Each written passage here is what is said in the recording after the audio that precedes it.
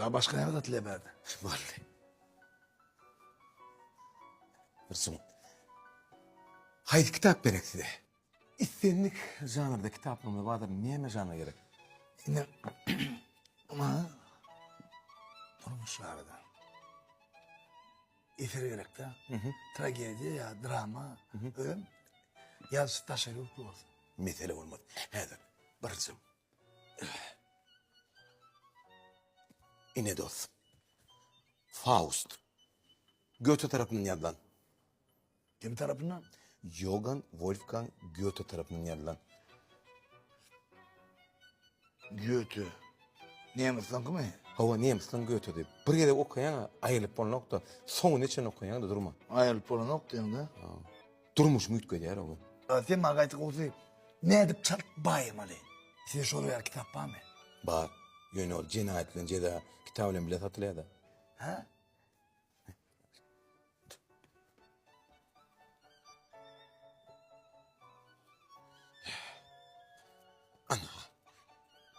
Nolo Net Bayemaal adlı kitap.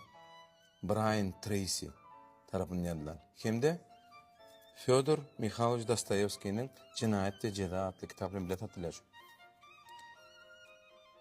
Yuma hayretin yer pola nokta.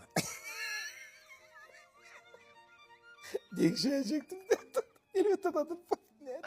Ay pola mı hayretin? Oh, yetti. Hem de satılıyor. Hem de satılıyor işte öyle. Hayretin. Değişecek onu değişme düşünüyorum o kendine.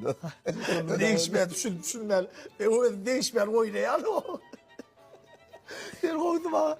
Kadeye Murat versene. Ne durmuşum var. Durmuşum başıma yapayım mı? Öldürmüşüm yaşıma yaltın değil mi? Ha. Kovucu kitap verdin ha. Bir yerin durmuş gerek ama. Yo, dur.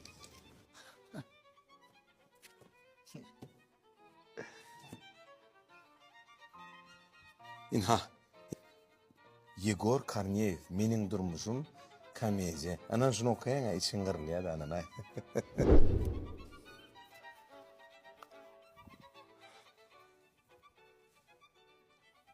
Dinle pola nokta. Ve okuman dinle pola nokta mı? Oğlum okuyan sen PNV'ye çıkacak da ben o.